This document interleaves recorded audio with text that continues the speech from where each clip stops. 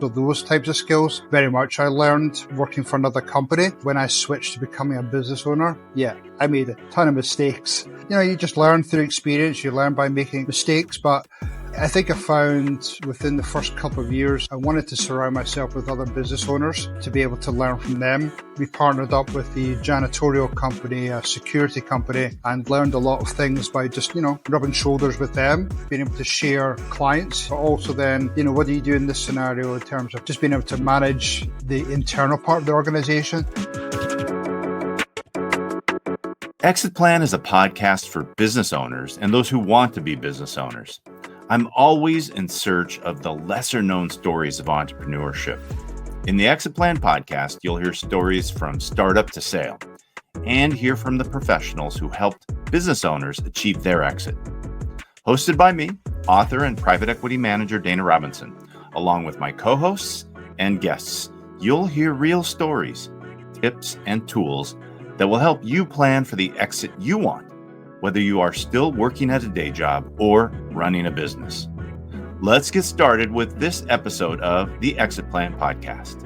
All right, everybody, it's Dana Robinson on the Exit Plan podcast, and I'm pretty stoked to have a landscape business owner who actually helps other landscape business owners at this point in his career. Robert Clinkenbeard, thanks for coming on. No problem. Good to see you, Dana. Nice to meet you and be able to share my story today. Absolutely. So I met you at Aspire's conference. Aspire, for just a plug, is a software that landscape maintenance companies use to run their businesses, and the part of the Service Titan family of companies. I know from my experience in HVAC and plumbing that it's one of those tools that really can help a company level up with systems and processes and tools that do a lot. So it's good to meet you there, Robert, and get to know you a little bit. An expert that helps other people get through what could be the biggest exit in their life. But you also lived out that story yourself. So I'd love to know from the beginning, like, how'd you end up an entrepreneur and a business owner? And then let's talk about how you worked yourself into selling a company.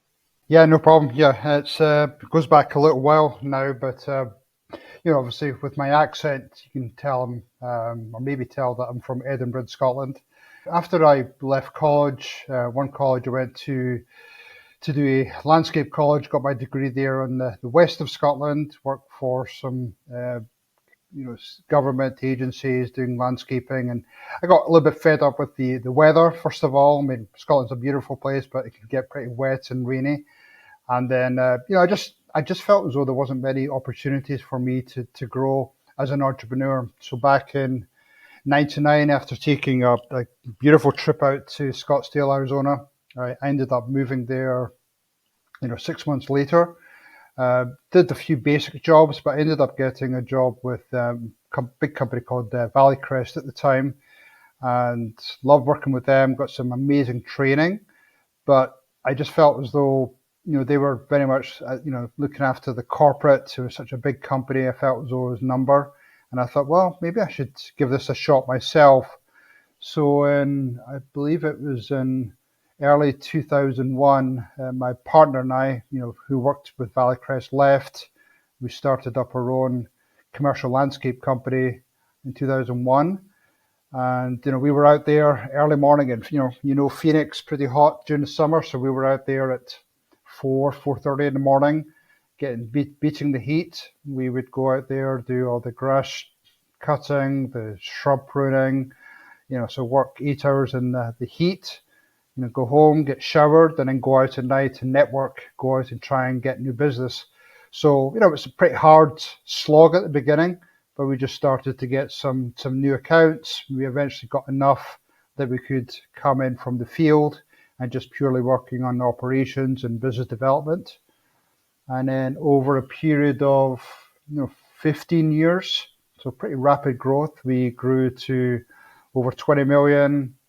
We had 350 employees, 4 branches in Phoenix, one up in Vegas. So it was pretty exciting growth. It was quite heavy lifting, but it was just great to be able to see all the employees and us have that tremendous growth. Now, how long did you work for for someone else there? Sounds like 10 years or so. And if I'm putting the timeline together between the time you worked in Scottsdale for, was it Valley Crest to the time you started your own thing? Yeah, I mean, really, it was only after I moved to the States, it was really 2.5, 3 years that we worked for sort of Valley Crest and a couple of smaller companies.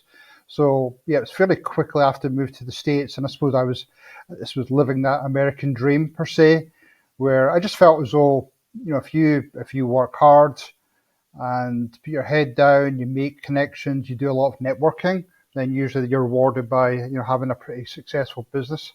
Yeah, so that maybe I'll test the thesis with you. I have this thesis that most entrepreneurs that are successful were grabbing skills aggressively while they worked for someone else. And that a lot of people miss that because they're at a job and maybe they don't like it and they're in the standoff where they're not really like you've owned an organization. You probably have had employees that that they're not ambitious, they're not extracting skills, and then someday they go open a shop and they make all kinds of mistakes that they could have avoided if they had taken their job in a different mental way.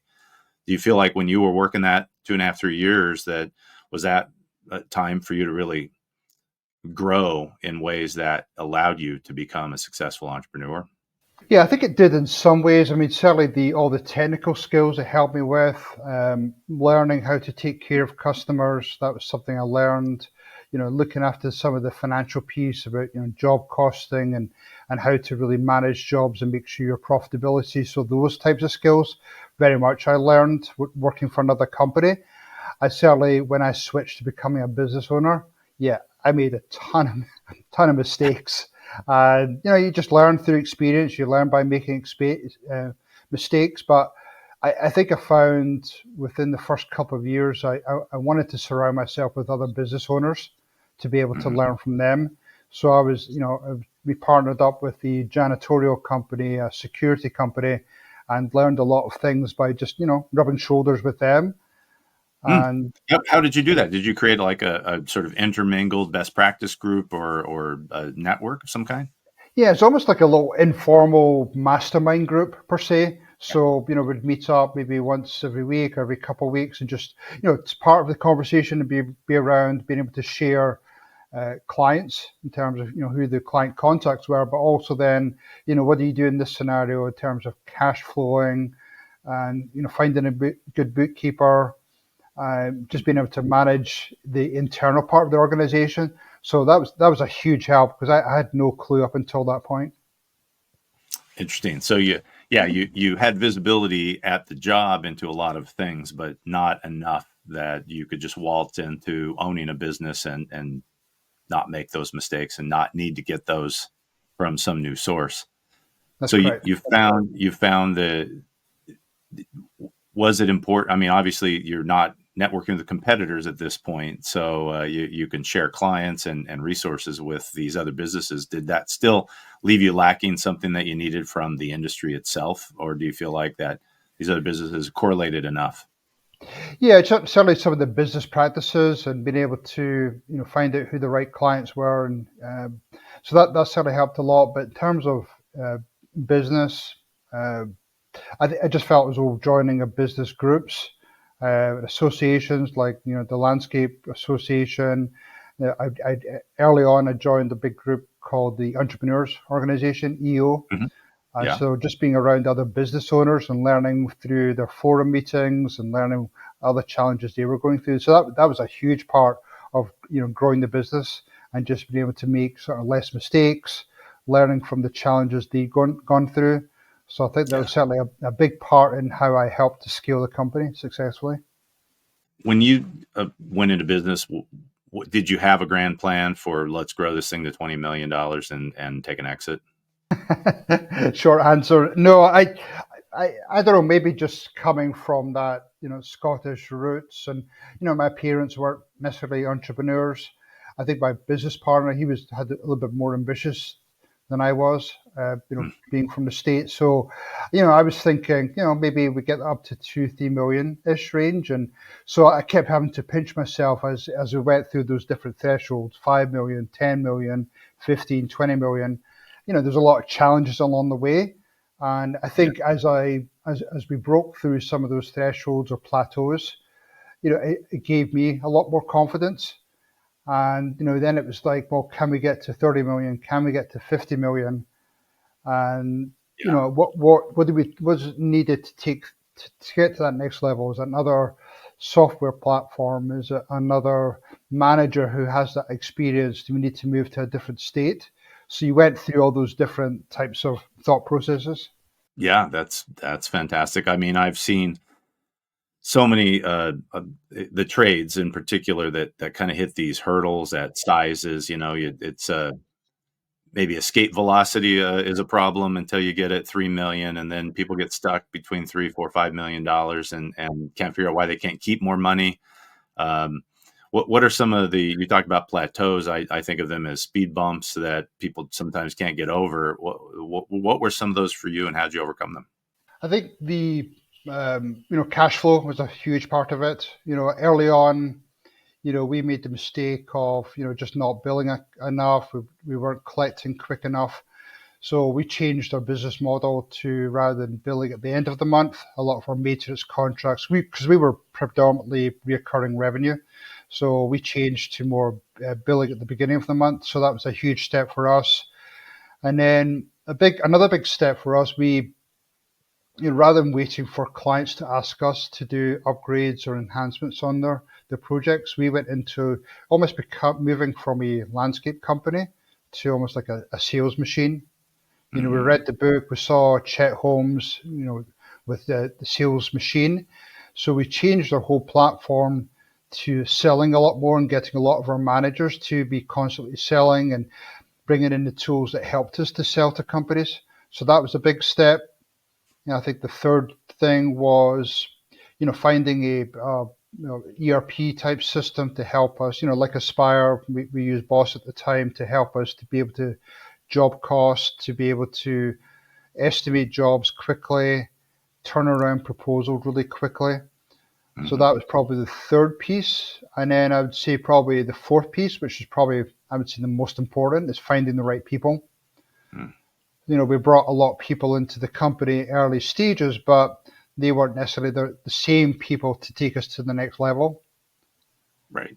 So we just went through that whole process of trying to find A players, replace some of the people that, started off the company, and just start to replace them with people who could take us to the next level. That's a important but costly move that a lot of business owners that can't figure out how it costs you out of your cash flow, right? I mean, you're the owner of the business. You've got a choice to pull $1 million off the table in a profitable year, or invest that into some very expensive humans, and that's a big bet that a lot of people are afraid of. Oh, for sure. Because I think people get into that comfort zone. They like having that lifestyle, taking a bunch of money out of the business. But you've really got to be. I think that was, I suppose, an advantage of where I came from in Scotland. Being, we were a little bit tighter with money. My partner was a little bit, free flowing and spending. So I was definitely a little bit more conservative on spending. I was really careful about how we put our money back into the business. And, I think, he admitted to me eventually that, when we went through that period of 2008 to 11, if we weren't like that, we probably wouldn't have survived. So, just making sure that, it was a really tough time. We were doing a lot of heavy construction work, and that pretty much dried up overnight. So we had been pretty conservative. We began to make that switch between being more focused on that reoccurring revenue. Yeah. But no, I love that money which was reinvested, and making sure we had the right people, we had the right software was huge to our scaling our company. So in the trades, I see it in landscape with the assets we have in the fund. I've seen it in HVAC, plumbing, electrical. There's I think maybe some of those early hurdles or speed bumps or thresholds people have a hard time getting past have to do with not charging enough. And that's easy to say, and I've heard it said from stages at trade events. Can you speak to that you have to charge more, but how do you charge more, and what is it that keeps the small businesses from charging more? how'd you tackle it yourself? Yeah, I think early on we were definitely weak with our financials, and as you said, I do a lot of coaching now with service companies, and a lot of people are weak in the financial part. They don't necessarily know their costs. So, I would say back in 2007, 2006, 7, we did bring in a fractional CFO, and he was able to sort of slice and dice through our financials, come up with different type of reporting to figure out where we were, gaining or we were losing money in the business. And he quickly identified with construction we were losing business. Mm-hmm. So we started to scale back on bidding that work and moving more into the maintenance side. And we knew roughly what the market rates were. We knew exactly what her costs per labor were, our overheads, our burden. So we had pretty good job costing. So we definitely, during that first, I suppose, 10 years of business, we had no hesitation about bringing in experts in different fields Mm-hmm. to help us with identifying exactly what our costs were and what we should be charging our customer. So I think that was really crucial. Sometimes if people, I don't know if it's just egos or just maybe not wanting to admit that they don't necessarily know their numbers, prevents people from bringing in people. And I think through COVID and change of business models, I think there just seems to be a lot more of those fractional experts available, which I think is crucial. Yeah. Yeah. I think in the businesses I've seen, the business owner does not sell to a specific gross margin. So they're afraid to raise prices, and when you ask how do they know they're profitable, they say it all just works out. But the and some of that becomes very easy with software. Obviously, you can have an outsourced CFO who helps you price your products, so when you install a tree of this size, that it includes mulch and labor and all baked in, you're at a 65% gross margin. Or you can use software that actually lets you kit all that into a price package so that your salespeople don't sell, and lose you money, right? But putting that into place so that you that you're getting the gross margin that you need to in order to run the business, instead of kind of taking that stab in the dark that I feel like most small business owners do. Oh, for sure. No, I mean, I think you're right. The software, once we got onto, we had almost like an early version of Aspire, Boss LM, and that helped us just get a bit more organized in terms of production rates, finding out what true costs were, how we were able to adjust gross margins depending on the service we provided. Yeah. So we had different pricing structures for things like maintenance, for things like trees, construction, enhancements. So we knew very much where we needed to be in these different aspects of our business. Yeah. But we also kept track of some of our rising labor costs, some of our rising material costs, and we're able to build in increases and have that tough conversation with the clients rather than people shying away, being worried about losing that contract. We actually went and prepared to those meetings. We went in with budgets. We went in with examples of price increases for our labor or materials, and did role playing before we met them. So we were able just to tackle some of those objections to our meeting, and that was really, really powerful. Yeah, asking for a price increase is a sales job, right? You really have to get the client on board. On the sales issue, I think it's interesting that a lot of the trades don't approach their business with a sales process, a sales system, or sort of a sales culture. I think people shy away from it because they think sales are bad or icky. But I don't know. You mentioned sales as a key piece of getting, the growth. Did you buy someone's sales system and then implement it? What's a key way for a landscape maintenance company to implement sales from the standpoint of getting their enhancement penetration rate up, or just selling more effectively? Yeah, great question. I feel as though a lot of especially me being exposed to landscape companies, they don't do a good job of selling. And I think that primarily comes around the owners don't know how to manage salespeople. They bring in as salespeople. Maybe they have some experience, and they just pretty much push them out the door and tell them to go and sell.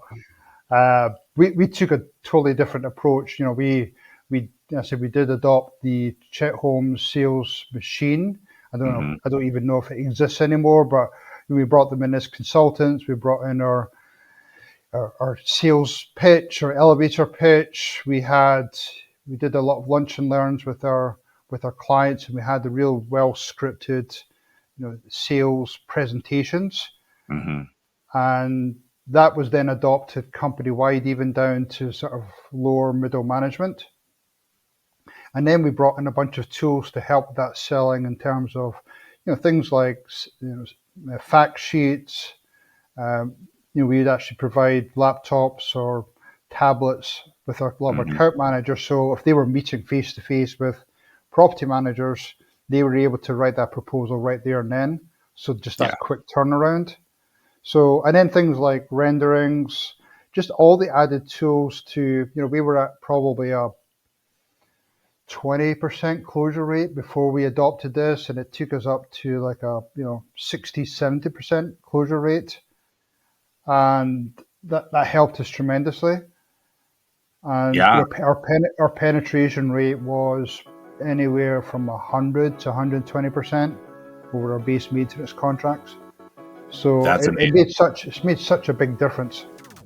Dana Robinson here. Quick plug for my book, The King's Fly Swatter. You can see it here behind me if you're watching this. I've got it in my hand. It's a beautiful hardcover book, printed to make it giftable, something that you can share with a family member, buy as a gift. So this latest book, it's a fable about a person who has a really crappy job. Let's just start there. This is a book that most people can relate to because we've all had crappy jobs. This is the story of Ubar, a servant in the court of a Babylonian king, who masters his boring, monotonous job and then learns to listen to the king, hearing him rule the kingdom while quietly swatting flies behind the king. Eventually, Ubar becomes the wisest and most successful man in the kingdom. The story is fun and it's easy to read, but it's not mythology. It's my story. And as I shared the idea with colleagues and friends, I learned that it was their story. And guess what? It's your story. If you're at a job of any kind, one that you love, one that you hate, one that's just enough to get by, this little book gives fresh perspective on how to leverage that job to get you something greater than a paycheck. The lessons in this parable are entrepreneurial lessons, but not what you might think from the current entrepreneurial zeitgeist. If you or someone you know are looking for a real pathway to entrepreneurship, here's the secret. Your job is the way out of your job. It's counterintuitive, but once you see how it works, you can't unsee it. Learn the way of the fly swatter from the parable of Ubar and from the stories I share from my 30-year business journey. You can get a free copy of The King's Fly Swatter by going to danarobinson.com. Yeah, I at a trade show for the trades, garage door and HVAC plumbing and whatnot. I met a young man that owns an electrical contracting business, gave him a little bit of advice from having been exposed to larger businesses at scale.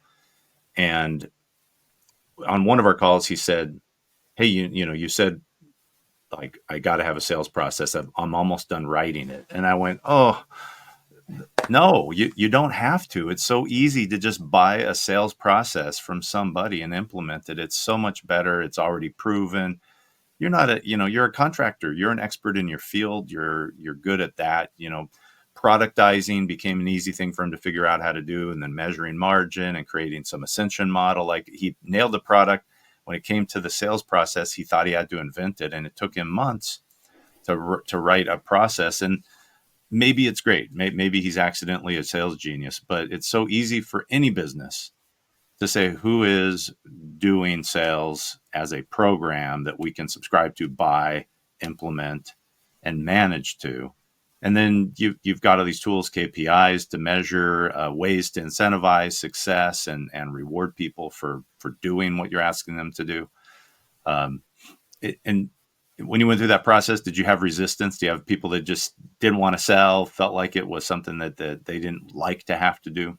Very much so, and they didn't really last very long with us. So, we found people that were willing to adopt the program, and we got some really, it also allowed us to not necessarily rely on people that came with industry experience. We rather would have, especially towards the end of our business, we would rather have people that were just good people, Mm-hmm. persons, so we're able Yeah. just to go in and talk to clients or potential clients.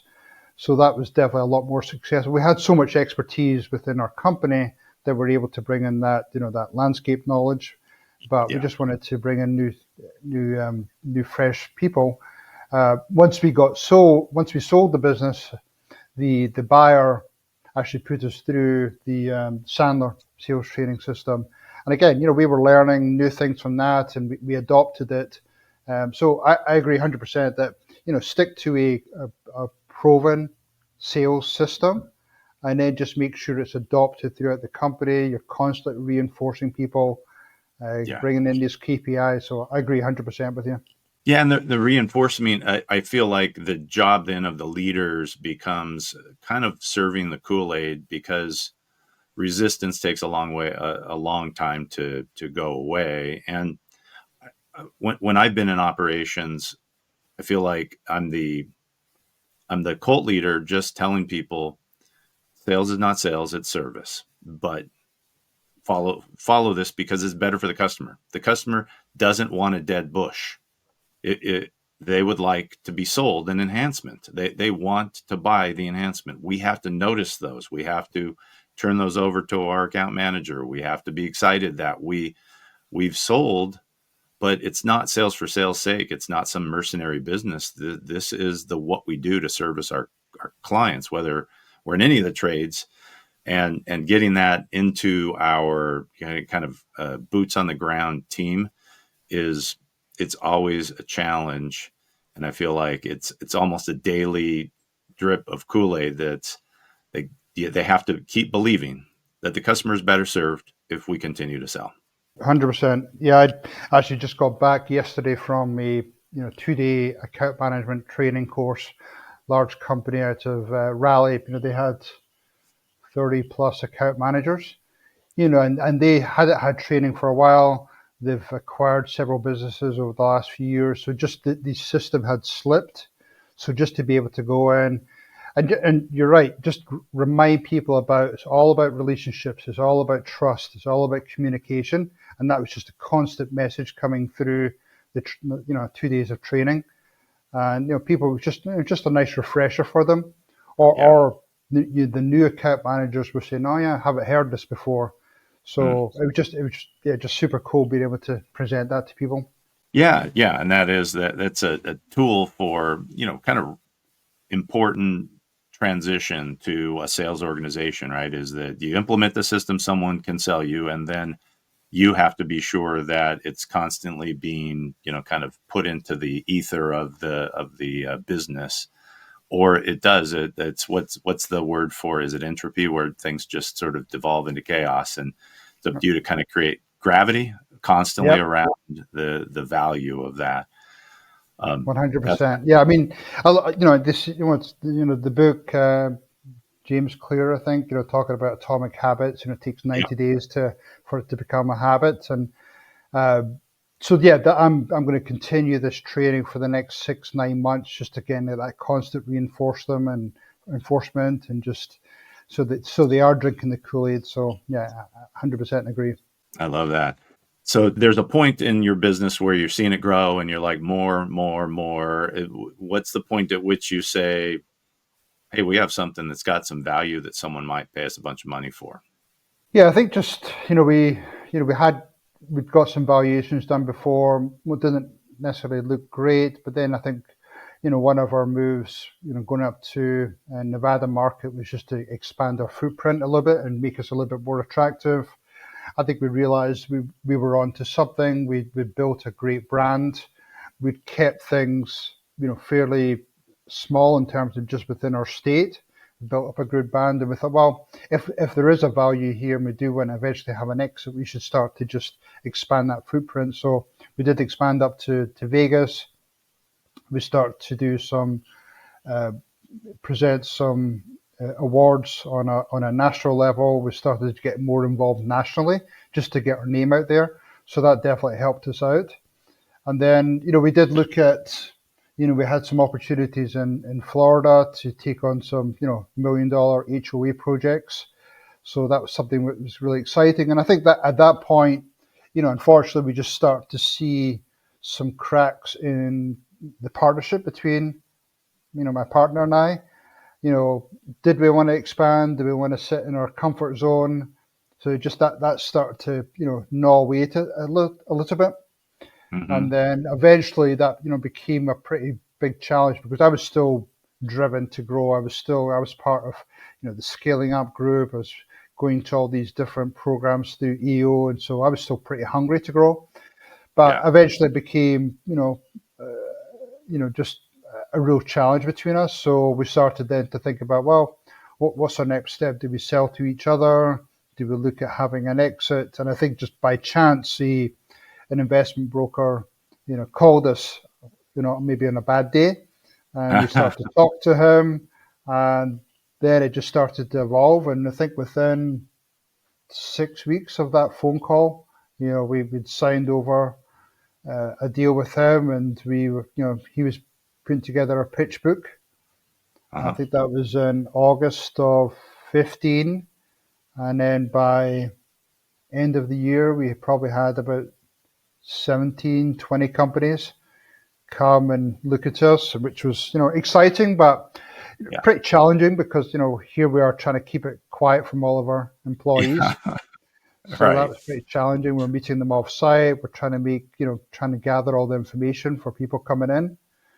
And I think by the end of January of 16, we had I think we ended up having 7 offers, but we narrowed it down to 3 really good offers and signed that LOI, towards the end, beginning of February of 16. So yeah, it was a pretty stressful time, exciting. Didn't know what quite we were getting into. We wanted to make sure we partnered up with a good partner who was going to take care of our employees. And that was probably one of the most important things to us. Just give them opportunities to grow.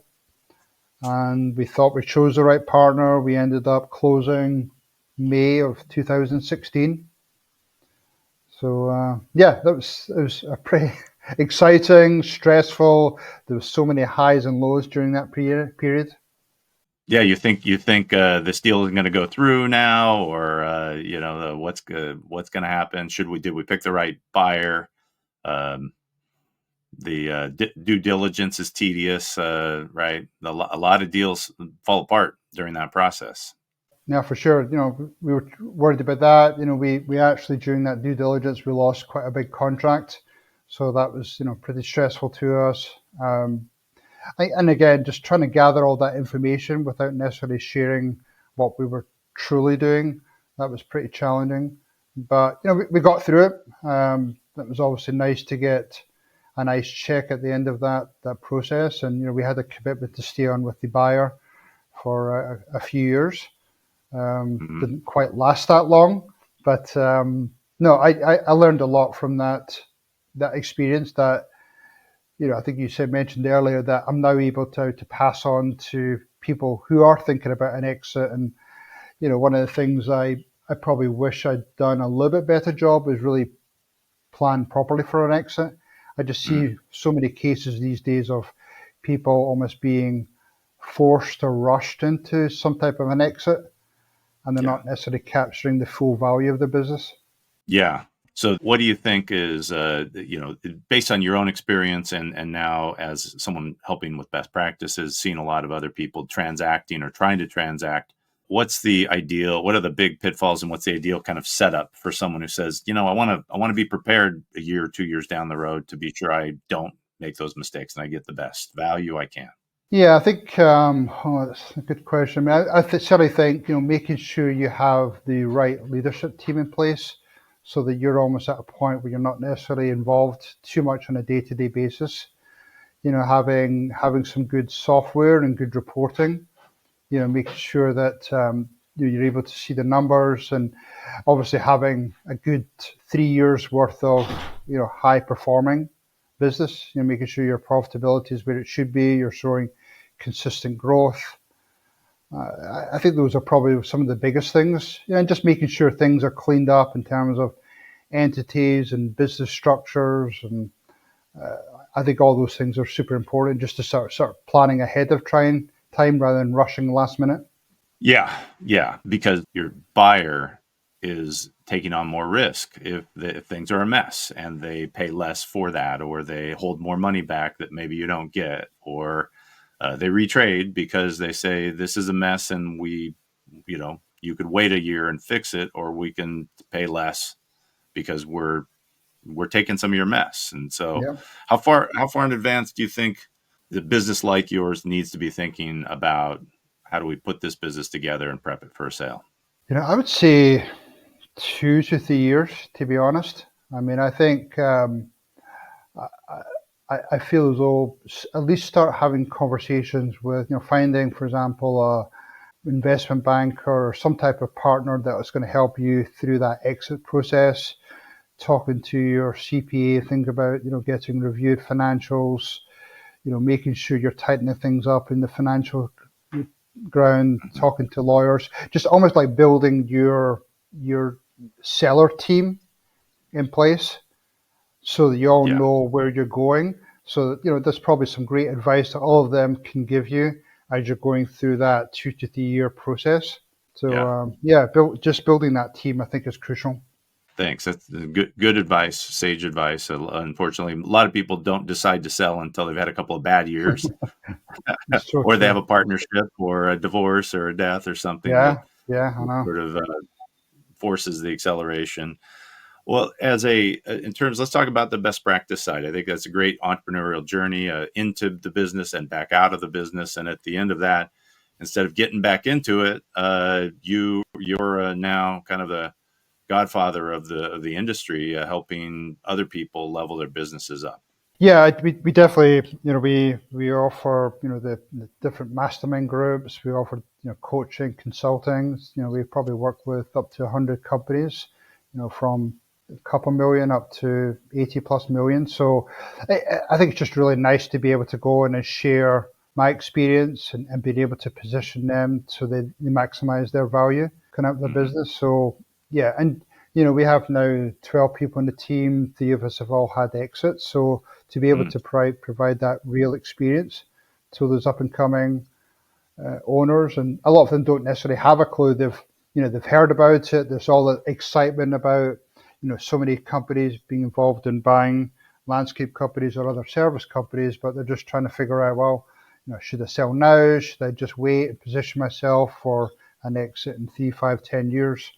So just being able to give them little bits of advice and just making small improvements, I think gives me a lot of joy being able to do that. Yeah, and I think I've heard entrepreneurs say to me, "Well, I'm not going to sell, so why do I need to be thinking about private equity or selling?" And the reality is, if you run your business like you're going to sell it to private equity, you're probably going to be making more money. You're going to be able to borrow when you need it. You're going to be able to. You have choices if you run it that way versus the cowboy way, where you just say, "I'm never going to sell it. I'm going to run a lifestyle business," because then you really will take a big discount if you have to go to market or decide you want to change career paths or get out of the business. No, I agree 100%. The term I use is build it to sell. So, if you have it positioned to sell, then you're in the driving seat. You're able to sell under your conditions. Or Yeah. you can just you could just keep it and enjoy the cash flow. Maybe you have somebody else running it. But if you build it to sell, and just make sure you're always just tweaking it and have all your KPIs and your metrics in place, then you're in the driving seat.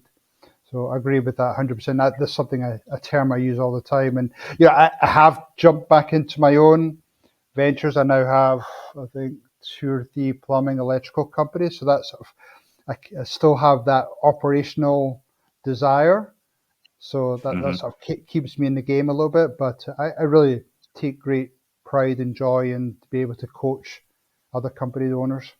So if you dip in your operational expertise into other service businesses, between what you know from your own and the best practice and other businesses you're involved with, what are some of the key things that you think are the things everybody does wrong, or the obstacles everybody faces that they're probably easy to solve? You see some commonalities across that where it's like everybody does this thing the wrong way, the same way.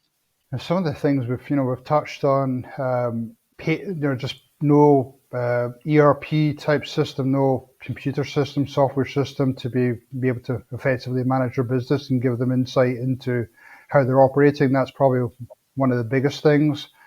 Very little sales and marketing.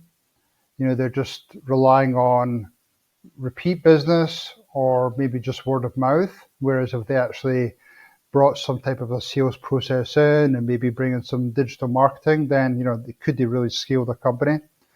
I think just there's such a demand these days for different types of service contractors. They just feel as though they don't necessarily need to do anything extra. Yeah. So that's pretty interesting. And yeah, I think just a lack of systems and processes. Any company that I get involved in or buy, that's one of the first things I'll do. I'll just try and document all the processes so that we can, make it scalable. How do we expand? If somebody new comes into the business, they're able just to look at what we already have in place and maybe even come up with some new ideas. So that's the things I typically see happen. Yeah. Yeah. Systems and processes is a common theme. Michael E. Gerber wrote about it in the E-Myth, and we all talk about it in every business that's sort of stuck. To what extent do you think we don't actually, if you solve the thing that you first said, which is you're not on a unifying ERP, you're not on a SaaS that you can manage your business on. If you get on a SaaS and you join a best practice group or an industry association that has, for example, preloaded kits for your pricing and buy a sales process and put it in place, and you go to an industry leader for your lead gen, to what extent does that solve most of this system and process issue? You I think still it, need to create it. You still need a system and process. If you're buying your sales system, you're buying your marketing system, and you basically have a SaaS, an ERP that you're driving the business with. yeah, I mean, that's a huge part of it. I think the missing piece is the people part, having Mm. the right people, having the right culture. Have those couple things, the people and the culture part. I mean, that just allows, they'll all use the system properly. They'll use the ERP, they'll use the sales, they'll use the marketing piece. So if you have the right people using it correctly, doing the right thing, then I think that's the winning formula right there. Yeah, I agree. That fantastic advice for people. Well, Robert, any parting words of wisdom? I mean, you're the mentor to 100 landscape contractors and probably the mentor to a couple of electrical contractors at this point. For anyone listening that's a small business owner in the service space, blue collar businesses, home services, property services, parting words of wisdom from somebody that's done it. Good question. I would just say remove the ego. Mm. There are so many great people out there in the industry that are more than willing to help give you advice and be able to sort of help you tweak a few things. And yeah, probably initially there might be some free advice, but I think if maybe even look to pay an expert come in, then they usually find that'll help you get that ROI 5, 10-fold pretty quickly and really help you start having fun again. I come across so many business owners that are just tired, they're beat up, and they're just needing some type of a reset and feel energized again. And I think they're Mm. just so in the weeds that they don't even know where to look. Yeah, love it. Thank you. Thanks for that. That's great advice. If people want to connect with you, I know you're running Wilson 360, wilson-360.com. Are you on social or other platforms people can reach you on, Robert? Yeah, probably the main thing is LinkedIn. Just Robert Clinkenbeard on LinkedIn. last name spelled with a C. A lot of people mistake it for a K, but yeah, reach out to me. I'd be happy to connect and, jump on a quick call with you if you need any help. But appreciate the opportunity, Dana. Absolutely. Thanks for coming on, everybody. Remember, reach out to me, hello@danarobinson.com, with any questions or anything else that I can do for you. Thank you, Robert, for coming on today. Yeah, you're welcome. Welcome. Thank you. Thanks for joining me on this episode of the Exit Plan Podcast. I'd love to hear from you. Feel free to hit me up with questions or comments by emailing me at hello@danarobinson.com, or leave comments and questions by calling 858-252-7785. Call 858-252-7785 and leave a message.